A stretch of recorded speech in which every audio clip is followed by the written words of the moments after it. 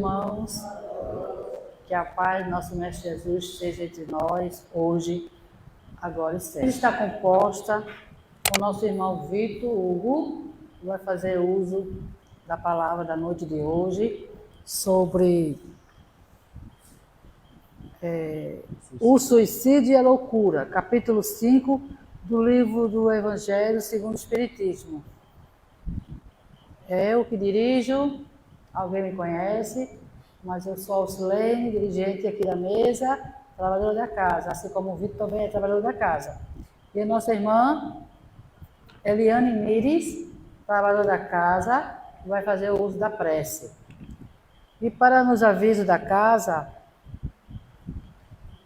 nós temos hoje, de aviso, temos a sopa nos sábados, que começa às 8 horas. Quem quiser vir ajudar, quiser contribuir com algum legume, alguma verdura, só é chegar à direção e entregar. Temos a campanha do quilo todos os domingos. Esse domingo agora vai ser na Vila Popular, aqui próximo, não é isso? E temos os estudos nas segundas e terças. Segunda-feira, que é o estudo do Livro dos Médiuns, e na terça, o livro da Gênese, com o Birajara. Sejam todos convidados, a partir das 19 horas às 20 horas e 30. E para começar a nos harmonizar nessa noite, vamos pedir à nossa irmã Eliane para que possa fazer a prece de início. Boa noite, meus irmãos e minhas irmãs. Que a paz de Deus esteja com todos nós. Vamos agradecemos pela oportunidade de estar aqui nessa gravação de trabalho. Que Deus abençoe cada um que está encarnado como mesmo encarnado. Pai nosso que está no céu, santificado seja o seu nosso nome. Venha a nós o vosso reino, seja feita a vossa vontade, assim na terra como no céu.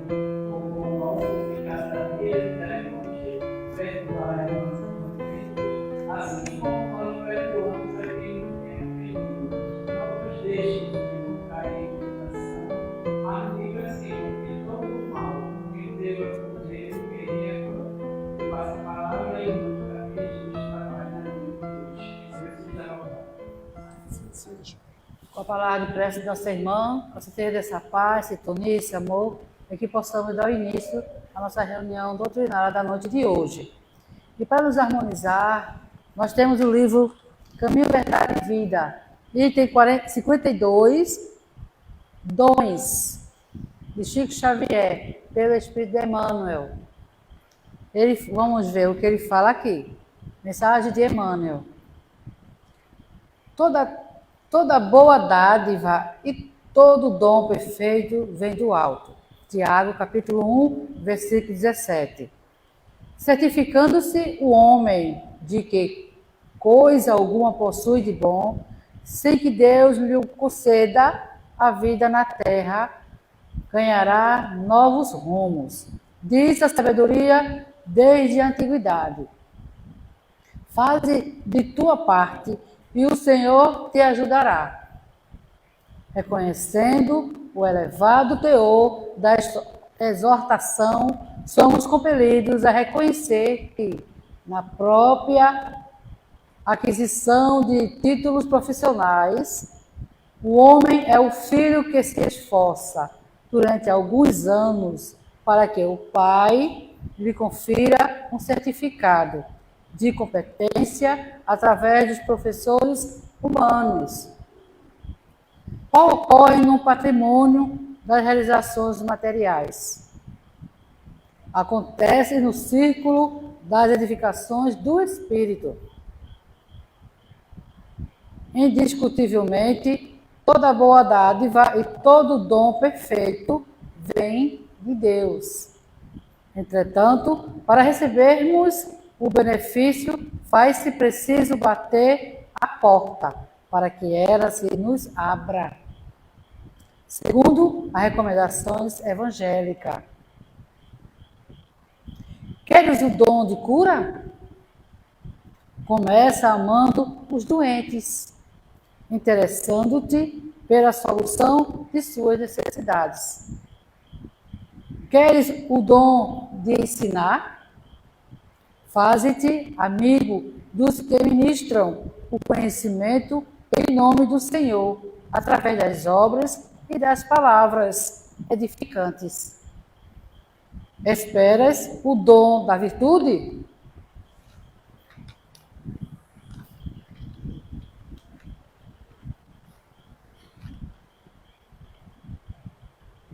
Disciplina-te. Pretende falar com acertos? Aprende a calar no momento oportuno. Desejas acesso aos círculos sagrados do Cristo? Aproxima-te dele, não só pela conversação elevada, mas também por atitude de sacrifício, como foram as de sua vida. As qualidades excelentes são dons que procedem de Deus. Entretanto, cada qual tem a porta respectiva e pede uma chave diferente. Dons. Esse é o recado de hoje. Fica essa reflexão para que a gente possa nos harmonizar. E vamos passar agora a palavra para o nosso irmão Vitor, que fará o uso do Livro dos Espíritos, capítulo 5, o suicídio e a loucura. Que Deus nos abençoe e boa palestra para todos nós. Que Deus nos abençoe. Boa noite a todos. É sempre uma alegria voltar aqui, estar presente, porque é sempre muito caloroso quando vocês respondem e a gente se energiza, a gente se reequilibra. Continuem sempre fazendo isso. Para quem não me conhece, meu nome é Victor Hugo, sou um dos trabalhadores da casa, assim como as irmãs Eliane e Alcilene. E nesta noite nós vamos conversar mais uma vez sobre o Evangelho segundo o Espiritismo, capítulo 5. Que para quem não está habituado, o Evangelho segundo o Espiritismo é o livro que contém toda a ótica moral, todos os ensinamentos morais do Espiritismo, de como a gente deve viver, de como a gente deve observar o mundo à luz de Jesus Cristo, no entendimento espírita. E hoje nós vamos continuar no capítulo 5, intitulado Bem-aventurados os aflitos, onde Kardec, basicamente vai falar do sofrimento neste capítulo 5. Onde a gente já entende de que, neste mesmo capítulo, o sofrimento humano, ele basicamente tem duas origens. Ou ele é desta encarnação, das nossas atitudes desta vida, desta encarnação, ou o sofrimento é de uma outra encarnação, e agora a gente está resgatando as consequências dos nossos equívocos do passado. Hoje, nós vamos conversar sobre a mensagem A Loucura e o Suicídio. Ele não é de autoria de nenhum espírito, mas sim do próprio codificador espírita, Allan Kardec. E é importante, antes da gente começar a adentrar no texto, é importante que a gente contextualize o título, A Loucura e o Suicídio. Nós entendemos e nós sabemos de que toda a codificação espírita, ela é uma obra atemporal. Se a gente lê agora, em 2025, ela vai falar de realidades, de verdades imorredouras, porque ela não fala exclusivamente da sociedade, mas os livros vão falar muito claro sobre a imortalidade, sobre o amor de Deus, sobre a dinâmica da lei divina. Portanto, isso é imutável. Mas a gente precisa entender de que, materialmente, essas obras foram escritas em um tempo, no século XIX, onde o Evangelho é de 1861. Portanto, muitas vezes, alguns termos, algumas palavras vão estar muito referidos à língua, aos termos, aos costumes daquela época. E assim, é por isso que a gente explica de que o termo loucura neste texto. Quando, na época de Kardec, não havia ainda constituída de forma acadêmica, de forma clara e objetiva, o ensino ou a pesquisa psicológica e psiquiátrica.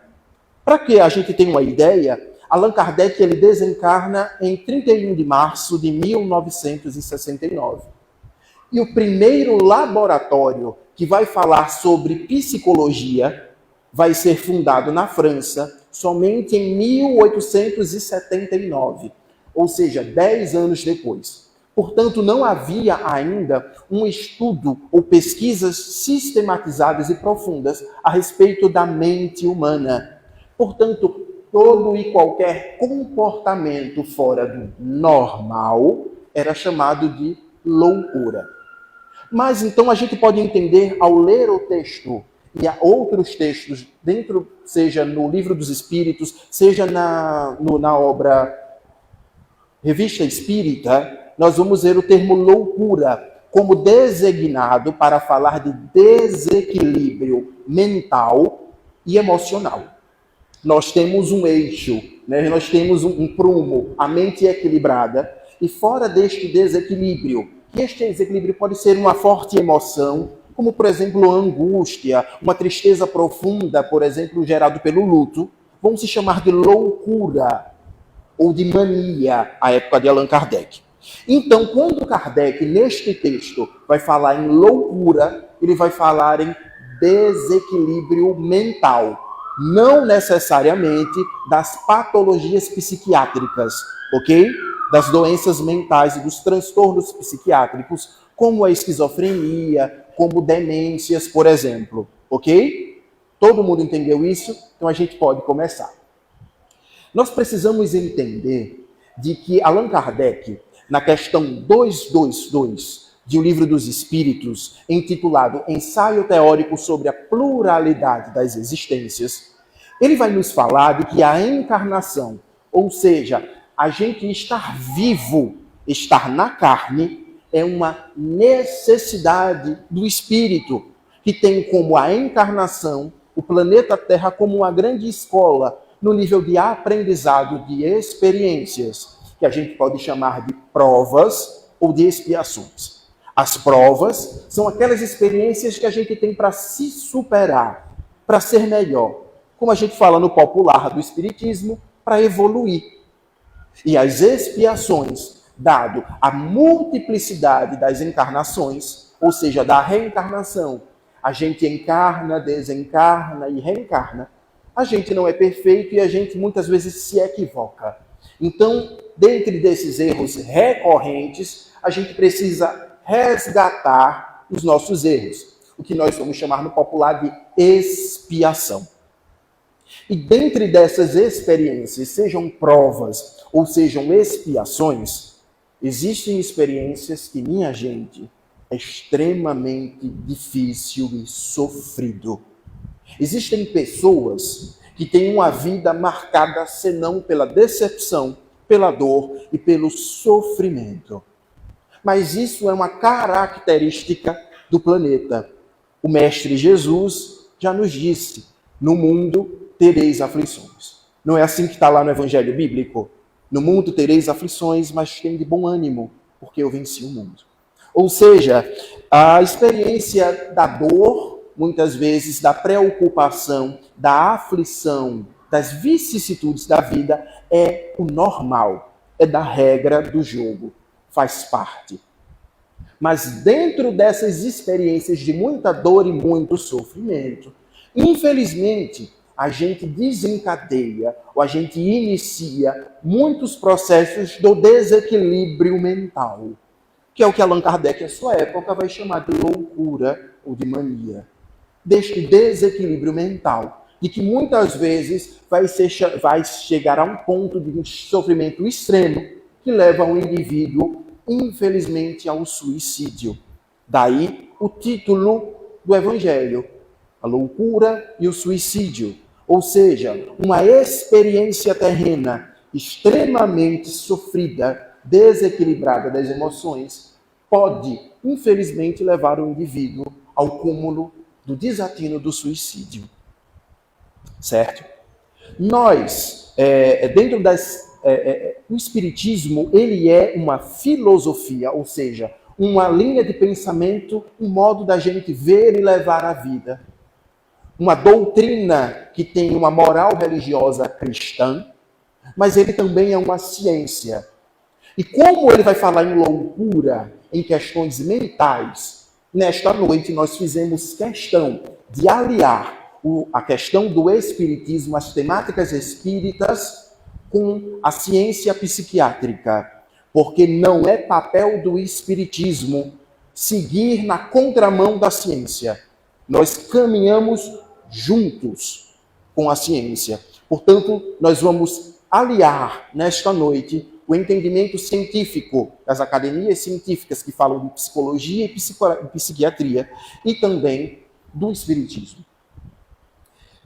A ciência psicológica vai nos dizer de que muitos dos desequilíbrios mentais, de que muitas das emoções, por exemplo, como por exemplo a ansiedade, como por exemplo a depressão, como o transtorno de bipolaridade, ele tem uma série de fatores que podem desencadear, levar o indivíduo a estar nesta situação.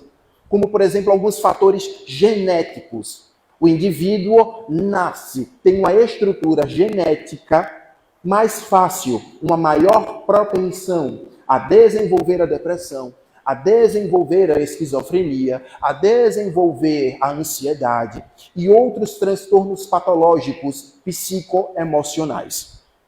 Mas também eles estão ligados, como por exemplo, ao meio social em que a gente vive, a sociedade, a comunidade em que a gente está inserido.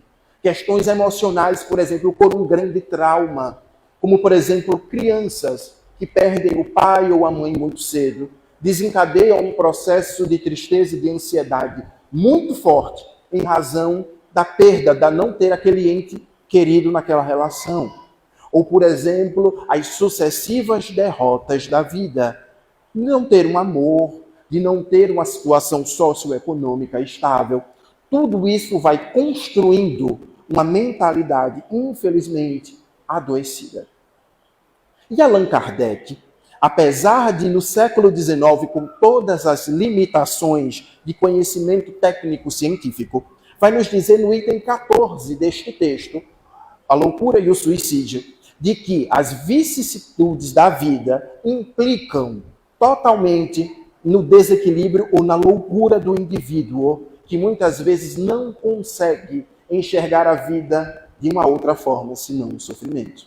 Em total comum acordo com o que a filosofia e a ciência psicológica moderna nos diz atualmente. E então, a longo prazo, alguns desses indivíduos acabam sucumbindo pelo suicídio. E no suicídio, Allan Kardec, tanto neste texto, quanto na Revista Espírita de 1859, ele vai fazer uma clara diferenciação, ou melhor, uma tipificação do que é o suicídio.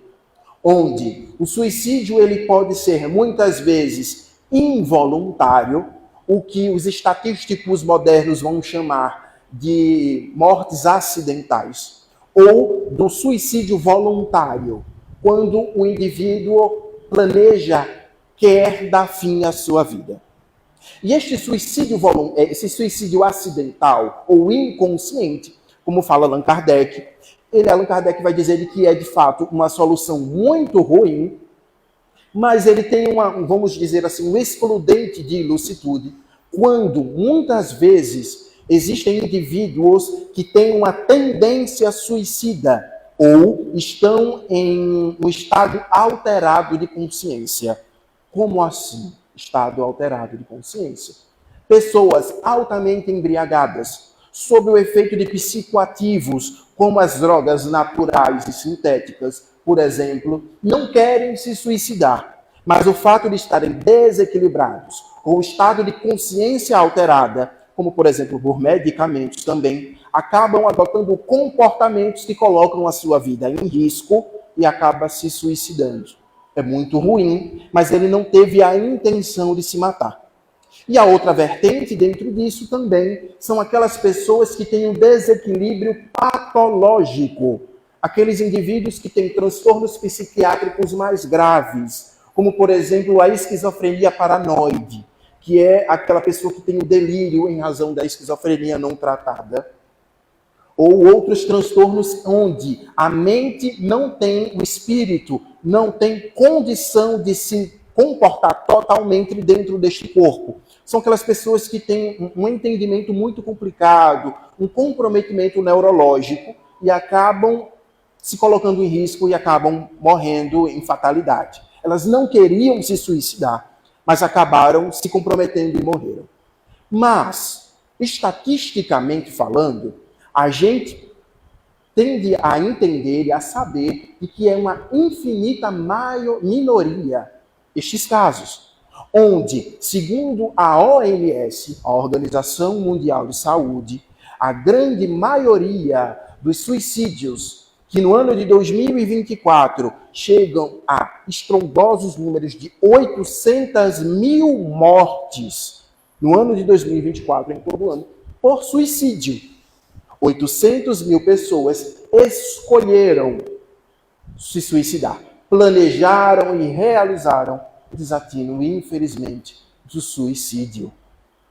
Mas o próprio suicídio, como por exemplo a Fundação Brasileira Fiocruz, como a própria OMS e o próprio Ministério da Saúde do Brasil, vão dizer que existem condutas de risco ou pessoas que têm uma maior predisposição comportamental ao suicídio, como, por exemplo, os fatores genéticos que nós falamos, como, por exemplo, o alcoolismo e a dependência química, o trauma familiar emocional, as questões socioeconômicas, onde, por exemplo, em países mais, em questões de subdesenvolvimento, é maior proporcionalmente o índice de suicídio.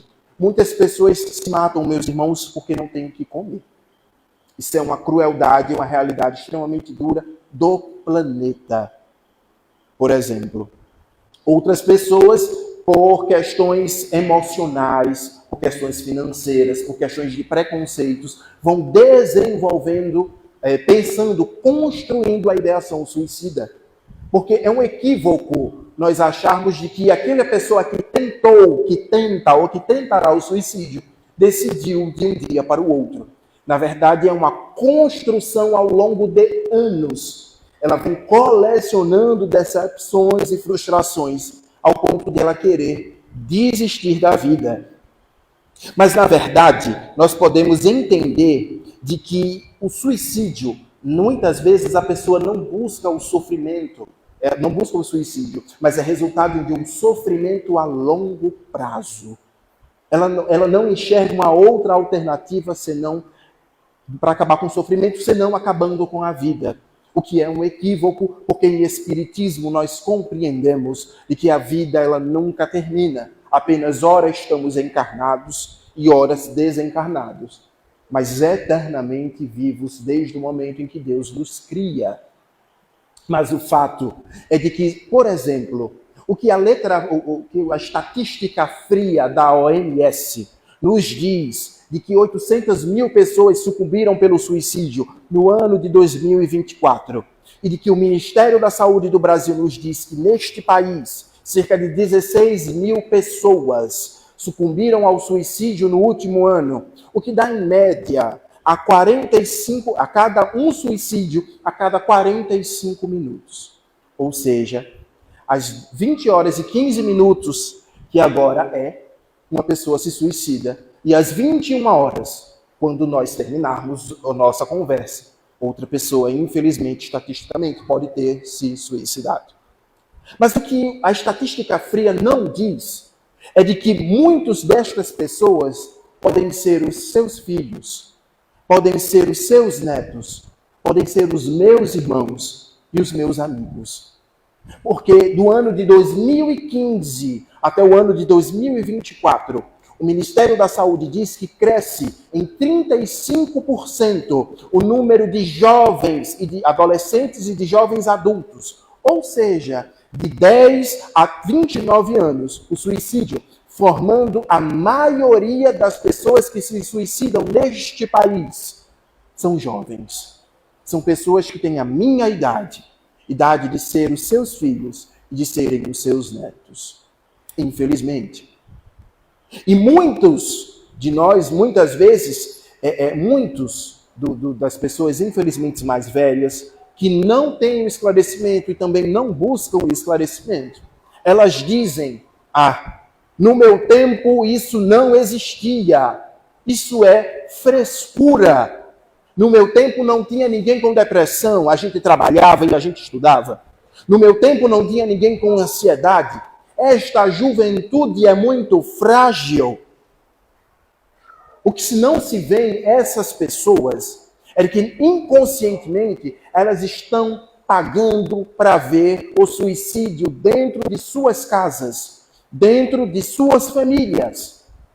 Porque psiquiatras e o próprio Ministério da Saúde atestam de que um dos fatores para o suicídio de jovens é o ambiente familiar extremamente violento.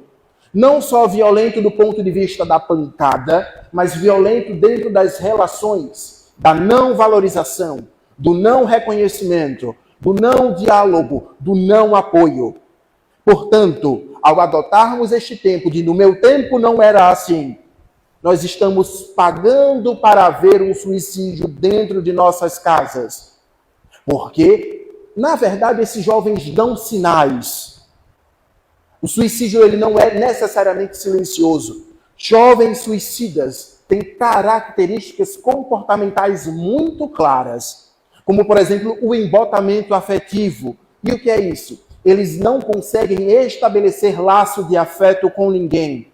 A automutilação. Eles cortam os braços com canivetes, com facas, e depois vestem roupas longas para que ninguém os veja. Guardam para si as marcas físicas e as marcas morais deste sofrimento. Muitas vezes, esses mesmos jovens têm rompantes emocionais, de muita ira, de uma tranquilidade, de muita tristeza, voltando uma tranquilidade. E os pais e as mães, na sua ignorância de no meu tempo, não era assim. Não conseguem enxergar. E acham natural que é coisa dos hormônios da puberdade. Não é. Muitas vezes, nós estamos pedindo socorro silenciosamente dentro de casa. Mas os pais e as mães preferem dizer que no meu tempo não era assim. Ao buscarem ajuda profissional psiquiátrica e psicológica para os nossos filhos, para os nossos irmãos, para os nossos netos, nossos irmãos em vida, e que se forem, a gente sente muita falta. Então, outra característica do jovem para todas as pessoas são as questões socioeconômicas, mas também dentro dos jovens existem questões, por exemplo, do bullying, que é recorrente dentro da sala de aula. Do jovem que é mais gordinho, que é mais magrinho. E isso, de janeiro a dezembro, ele vai tendo apelidos que, na verdade, são violências verbais, destruindo sua autoestima, destruindo sua confiança. E assim, muitas vezes abandonam a escola. E há indício, como a baixa nota escolar, como a não vontade de ir à escola, e os pais chamam de preguiçosos seus alunos, sem averiguarem a real questão. Mas também existe um lado social da convivência. E os espíritos estão atentos a esta questão social que leva ao suicídio. Podemos abrir neste momento, quem estiver em casa, o Livro dos Espíritos, na questão 949, onde Allan Kardec vai perguntar aos espíritos de que como é se o suicídio, em razão de uma pessoa querer poupar a família de uma vergonha, de um sofrimento, de um constrangimento, é menos atentado contra a lei de Deus. Os espíritos, na sua resposta, são muito claros, mas também muito misericordiosos, e nos alertam. Eles vão nos dizer, abre aspas, só um minuto, gente, para que eu possa ver aqui, ipsis literis, tá? Eles vão dizer, aqueles que agem assim não fazem bem. Ou seja, aqueles que, por uma vergonha, por um constrangimento, por medo de poupar, por vontade de poupar a família de uma vergonha, tentam o suicídio, não agem bem. Mas ele crê, mas ele o crê. E Deus o tem em conta. Deus sabe do seu intuito. Porque é uma expiação que ele mesmo se impôs. Ele atenua a sua falta pela sua intenção, mas isso não deixa de ser uma falta. De resto, e agora é muito importante que a gente preste atenção, de resto, aboli os preconceitos de vossa sociedade e não terei mais estes suicídios. Porque todos os psiquiatras podem dar um Google na dúvida, vão falar do aspecto social do suicídio. Porque muitas vezes nós vivemos em uma sociedade extremamente materialista. Para que eu seja visto, para que eu seja lembrado, eu preciso ter a roupa bonita, de marca, por favor. O carro do ano, sedã, para ter conforto. O iPhone do ano, para que eu saia bonito nas fotos do Instagram. Para que eu seja considerado, visto e lembrado. Para que eu tenha um diploma, para que as pessoas se calem quando eu falo. Nós somos coisas diante da sociedade e não pessoas. Nós passamos a ter preço, mas não valor. E dentro desse aspecto social, os jovens se suicidam também por vergonha. Porque muitas vezes existem estatísticas, por exemplo, de que a maioria dos suicidas jovens são homens e são negros, que lidam com o bullying racial, com o racismo dentro das escolas, muitas vezes, e sucumbem pelo suicídio por não aguentarem mais o racismo. Ou, por exemplo, meus irmãos e minhas irmãs, nós sabemos de que nada supera o amor de mãe, humanamente falando, correto? A ponto de o próprio Jesus comparar o amor de Deus, humanamente, ao amor de mãe, quando ele vai dizer de que poderá uma mãe esquecer o filho, mas Deus jamais esquecerá de seu filho. Mas, dentro da ordem dos preconceitos, dentre o racismo, por exemplo, do etarismo, dentro do preconceito social, onde vale quem tem dinheiro, né? Assim a sabedoria popular diz que a gente vale o que tem. Muitas vezes, somente a homofobia, a LGBTfobia faz com que pais e mães, o amor mais puro que existe na humanidade, expulsem os seus filhos de casa. E os LGBTs, nós LGBTs, muitas vezes somos obrigados a conviver dentro da sala de aula com a chacota, com a humilhação diária de apelidos preconceituosos. Nós buscamos o refúgio na fé. E a religião muitas vezes nos dizem que nós somos pecadores, condenados ao fogo do inferno. Infelizmente, isso é uma verdade. E a gente quer o apoio do pai e da mãe. E o pai e a mãe diz que nós somos muitas vezes uma vergonha. Nós somos convidados a sair de casa. O preconceito. É por isso que o GGB, a maior instituição gay, que faz a pesquisa gay sobre suicídio, sobre qualquer pesquisa, é uma fonte, essa organização, vai nos dizer através de seus psiquiatras e que a chance de um jovem LGBT se suicidar é maior em 6 vezes do que um jovem heterossexual da mesma idade. Porque a gente não encontra paz em lugar nenhum onde vai. A gente é rejeitado na religião. A gente é rejeitado dentro do emprego. A gente é rejeitado dentro da escola e rejeitado dentro de casa. É por isso que os espíritos atentos a isto clamam na resposta da questão 949 para que possamos pôr fim aos preconceitos, assim, dando fim a este tipo de suicídio. Aí a gente volta mais uma vez a dizer de que muito do suicídio jovem dos seus filhos, dos seus netos, dos meus irmãos, dos meus amigos, está ligado ao ambiente familiar onde ele é rejeitado e ignorado. Muitas vezes a gente julga, dizendo que é frágil. Muitas vezes a gente o ignora, o invisibiliza, e a gente está construindo um suicida para o futuro. Por outras vezes, é o preconceito social desse mais claro, onde a gente é diariamente impregnado com o tenha, com compre, com seja visto, para que você seja considerado na sociedade. É o materialismo. A gente vale o que a gente tem. A gente não é o que a gente é. Eu posso ser uma ótima pessoa, eu posso ser inteligente, mas se eu não tenho um diploma, eu não sirvo. Eu posso ser uma pessoa boa de coração, mas se eu não me visto bem, eu não sou considerado. Porque a sociedade materialista está ligada ao que eu tenho para oferecer materialmente e não para o que eu sou enquanto cidadão. Simplesmente. E por isso eu passo a ser invisibilizado. Infelizmente, muitas pessoas não buscam a relação afetiva com pessoas de condição social igual a ela.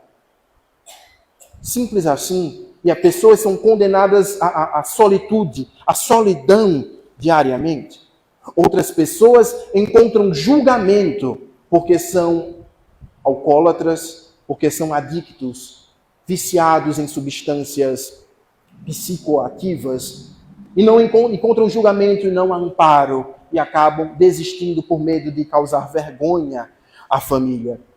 E então é por isso que muitas vezes a gente julga. Nós, espíritas, nós, cristãos, também estamos inseridos. Porque muitas vezes nós, religiosos cristãos, quando ouvimos falar em suicida, nós não hesitamos em dizer: criminoso perante a lei de Deus, sofrerá. Ignorando, rasgando com este comportamento o Evangelho segundo o Espiritismo, onde lá diz a indulgência. Olhe com bons olhos os nossos irmãos. Nós esquecemos de acolhê-los, nós esquecemos de esclarecê-los, de ser um braço amigo, de ser uma mão que apoia, para sermos juízes, sem conhecermos as condições da vida de que a pessoa se encontra. Meus irmãos, vocês deixam beber água? Vou beber. Muito obrigada.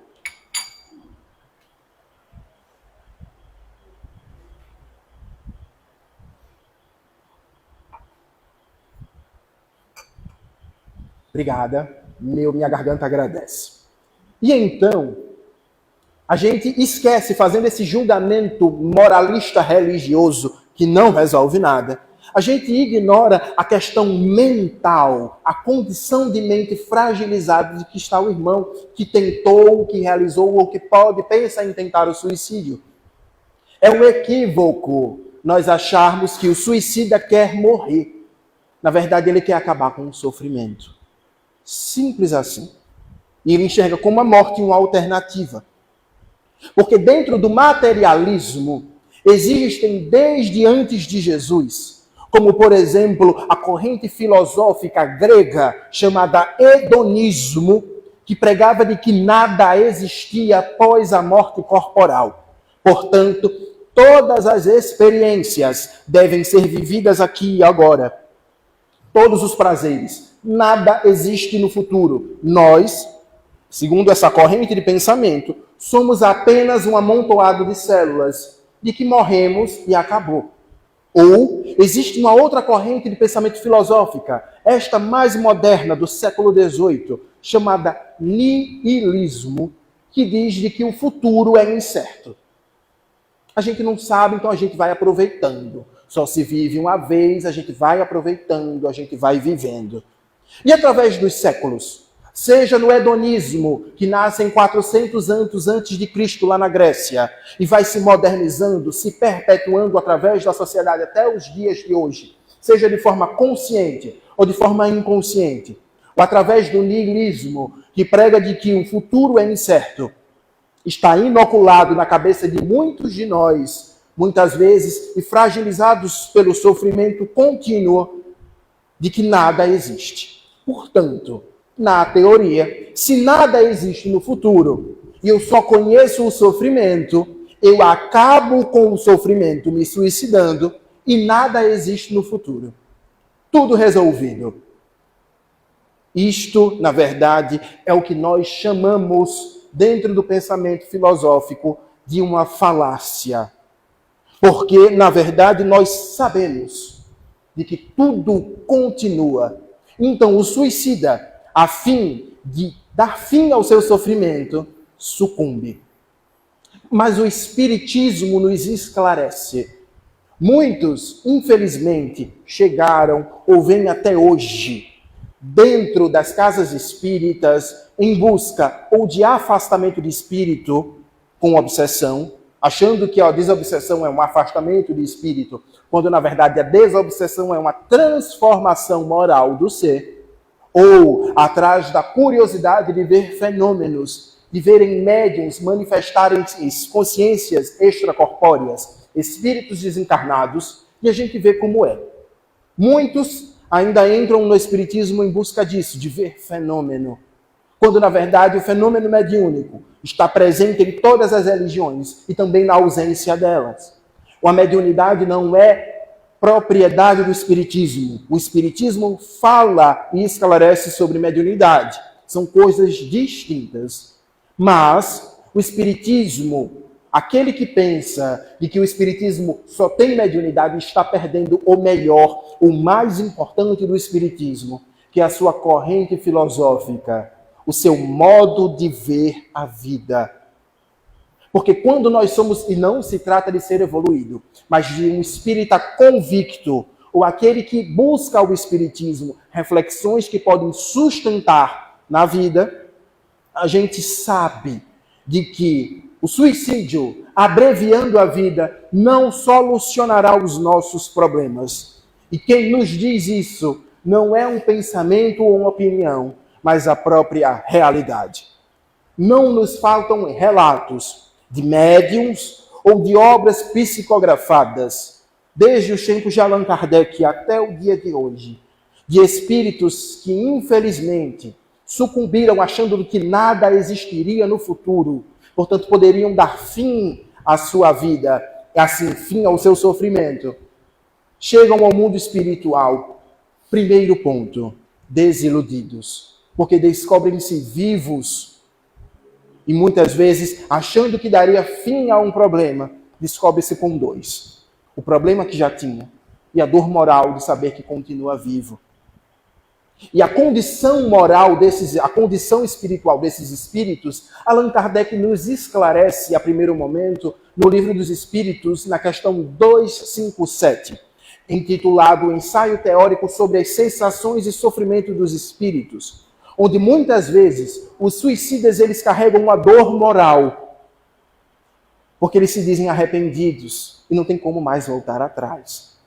Outras vezes, repetem a cena e a dor do momento do suicídio, incontáveis vezes, em looping, em um ciclo praticamente sem fim. O importante, praticamente, é uma sensação dele, que acha que é sem fim, da questão do sofrimento e da dor do suicídio.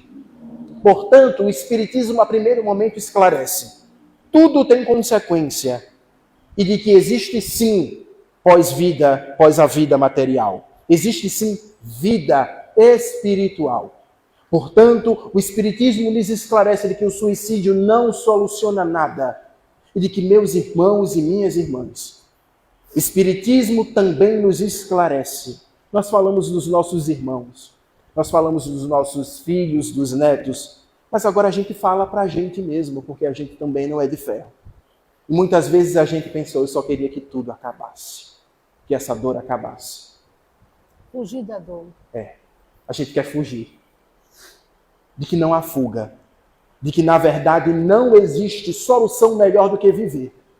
É por isso que Allan Kardec nos fala no item 14 deste Evangelho, de que o espírita precisa ter paciência e fazer do espiritismo um instrumento de alimentação moral e mental através de seus ensinos. Por exemplo, o espírito Joana de Ângelis vai nos dizer em sua série psicológica, ela vai trazer o conceito de resignação dinâmica. E o que é isso? Reconhecer, resignação, aceitar. Aceitar de que a situação está difícil, mas dinâmica. Lutar incansavelmente para sair desta situação. Através da prece, através dos ensinos espíritas, através da prática do bem. renovar as nossas forças e termos coragem para seguirmos. Muitas vezes a gente não tem com quem conversar, com quem desabafar. A gente descobre que a gente está doente de uma doença crônica que causa dor, que me causam limitações. Eu não tenho dinheiro para comer. Eu fui abandonado da minha família por amar pessoas que elas não queriam que eu amasse, por exemplo. E a gente é desse jeito. As coisas estão acontecendo. E não é o suicídio que irá mudar, mas viver. Viver continua sendo a melhor solução para todos os nossos problemas. Por isso, Allan Kardec nos pede a paciência e a fé. Existem estudos psiquiátricos que dizem que a prática da oração ativa toda a região pré-frontal do córtex cerebral, ativando assim a pessoa tendo uma melhoria, tendo mais força para viver. E a psiquiatria atesta de que as religiões são muito importantes no processo da reconstrução desse ser, de buscar força, de buscar esperança. É por isso que Jesus nos diz, lá no Sermão da Montanha, bem-aventurados os aflitos, porque serão consolados. É uma promessa. Jesus promete de que a nossa dor, de que o nosso sofrimento terá fim. Terá fim. E nós não podemos e nem precisamos acabar com as nossas vidas para isso. E nós temos um exemplo extremamente claro na literatura espírita, no livro O Céu e o Inferno, na segunda parte, capítulo 5, nos itens do item Suicidas, do espírito François Louveau. Ele era um homem muito pobre, que em razão do sofrimento da vida, ou seja, atestando a questão que a psiquiatria moderna fala, das questões sociais, levando ao suicídio, ele vai desenvolver o alcoolismo e vai acabar sucumbindo pelo suicídio, se jogando da ponte do rei Francisco I de França, no ano de 1857. E então, ele se apresenta espontaneamente na reunião mediúnica da Sociedade de Estudos Parisienses, e ele clama desesperadamente por preces. Fala da sua condição de looping, de repetir a situação de se jogar e cair nas pedras. E fala de que sucumbiu diante da dor e do sofrimento, da pobreza e da miséria. E então, após a comunicação, o mentor do médium, por qual o espírito se comunicou, diz de que o fim do sofrimento desse espírito estava bem perto. Ele disse que eu precisava ser um pouquinho mais paciente e terminaria. Mas agora, em razão do suicídio, ele acabou aprofundando os seus problemas. Portanto, ou seja, o que o mentor do médium diz é, se ele continuasse vivendo, se ele tivesse um pouquinho mais de esperança, se ele tivesse um pouquinho mais de paciência para com a vida, tudo resolveria, tudo encontraria forma. E é importante salientar que esse espírito ele clama muito por preces. Dentro do meio espírita, a gente sabe da realidade de grande parte dos espíritos suicidas numa condição espiritual muito difícil. Mas é importante dizer que Jesus Cristo não ama somente os encarnados, ama a todos. Todos são filhos de Deus. Portanto, a assistência espiritual se faz para todos, para os encarnados, para os desencarnados, para os que desencarnaram normalmente ou pela tentativa do suicídio. E no Evangelho segundo o Espiritismo, tem uma lição chamada da prece pelos mortos e pelos espíritos sofredores. Ao final do Evangelho, acabaram todas as lições, tem uma coletânea de preces. E lá tem uma prece pelos espíritos suicidas. Portanto, a gente precisa muitas vezes parar de julgar, de estigmatizar o suicida ou aquele que tentou o suicídio e orar por essas pessoas. Orar por aqueles que tentaram no passado, aqueles que a gente sabe de que se não cuidar vão tentar, e aqueles que já se foram. Orar por essas pessoas. Nós recomendamos semanalmente a prática do Evangelho no lar. Por favor, meus irmãos, por caridade, que a gente, no momento da prece, não precisa mentalizar uma pessoa, pedir a Jesus Cristo que dê fim ao sofrimento de todos os suicidas. Porque todos nós sabemos de que não existe prece sem eficácia, prece que não é ouvida. E certamente as preces funcionam como medicamento para todos aqueles suicidas, para terem fim à sua dor e ao seu sofrimento. E é importante que se fale também de que se grande é o sofrimento desses espíritos, maior ainda é a misericórdia e a assistência espiritual de Jesus Cristo. Nós temos um best-seller dentro da doutrina espírita chamado Memórias de um Suicida, onde um famoso escritor português escreve através da famosa médium, segundo Chico Xavier, a maior médium do mundo, Dona Ivone do Amaral Pereira, que esta senhora dedicou a sua vida aos suicidas. Ela comprava os jornais, pegava no obituário todos os espíritas suicidas, anotava no caderninho e orava diariamente por eles. Toda a sua obra mediúnica, praticamente tudo, falando de suicidas. E é neste livro, Memórias de um Suicida, de que de fato é uma leitura muito dura, e algumas pessoas começam a ler e não terminam porque é muito duro o livro, mas essas pessoas ignoram um capítulo chamado O Hospital Maria de Nazaré. É um hospital regido por Maria de Nazaré, a mãe de Jesus, destinado a acolher os espíritas suicidas que em desequilíbrio mental são levados para lá, para receberem a ajuda, o reequilíbrio e o socorro de Jesus Cristo. Este homem, Bezerra de Menezes, não nos faltam exemplos na obra mediúnica de Bezerra de Menezes e da própria Ivone do Amaral Pereira sobre o trabalho dele e de sua equipe espiritual em socorro de todos os suicidas, levando também para o Hospital Maria de Nazaré e também amparando os nossos irmãos encarnados que tentam o suicídio. Toca-me ao coração a obra Nas Fronteiras da Loucura, onde uma mãe pede de joelhos ao Dr. Bezerra de Menezes, que também teve um filho desequilibrado emocionalmente.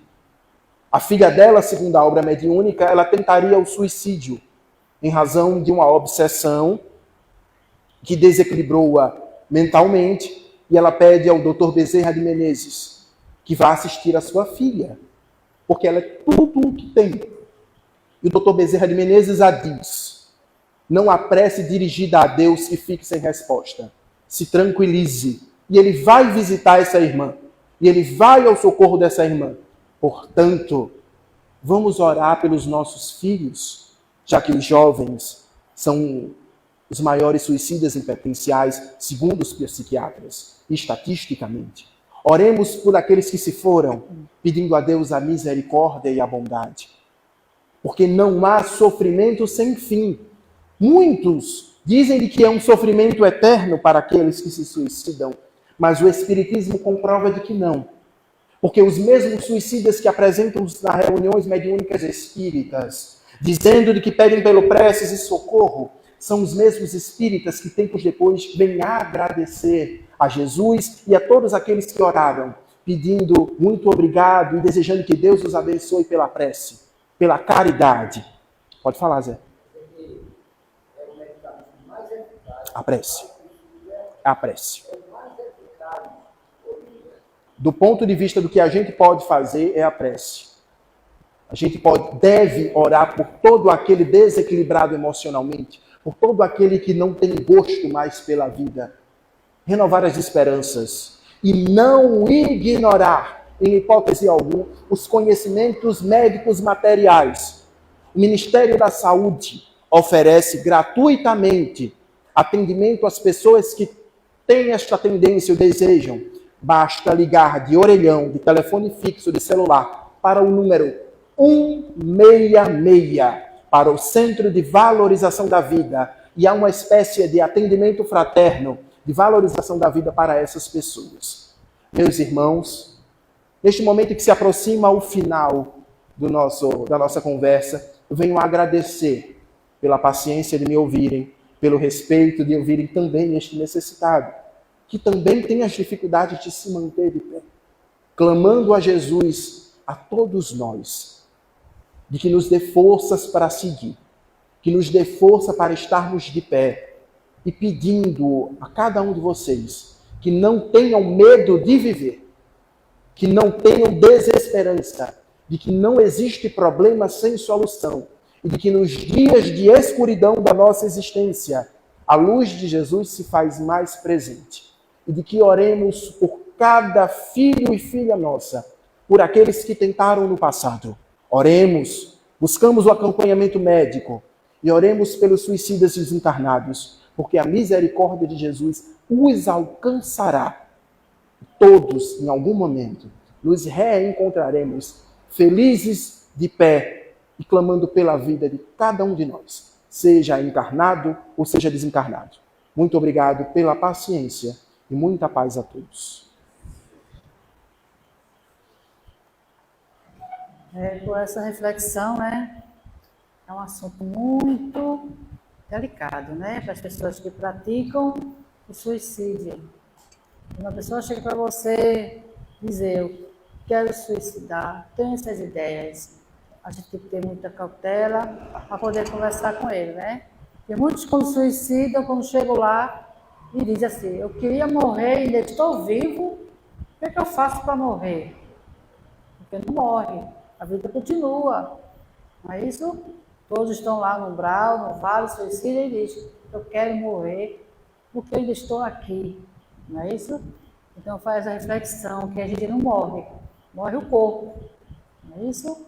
Então vamos agradecer a nosso irmão Vitor Hugo, pela mensagem da noite de hoje, pela explanação, foi muito bem colocada, e que possamos fazer essa reflexão, se tem alguém com depressão, vamos ter mais cuidado, ter mais cautela, não é isso?